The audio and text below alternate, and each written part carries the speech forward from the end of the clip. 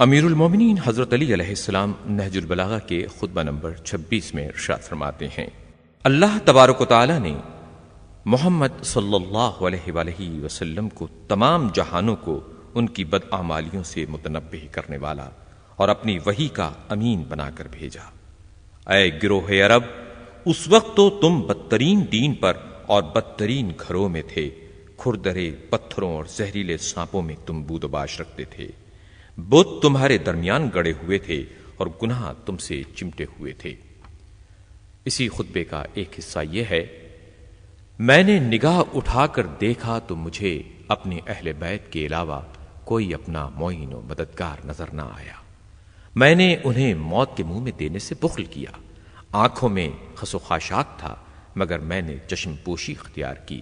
حلق میں پھندے تھے مگر میں نے غم و غصے کے گھونٹ پی لیے اور گل و قرقنگی کے باوجود حنظل سے زیادہ تلخ حالات پر صبر کیا۔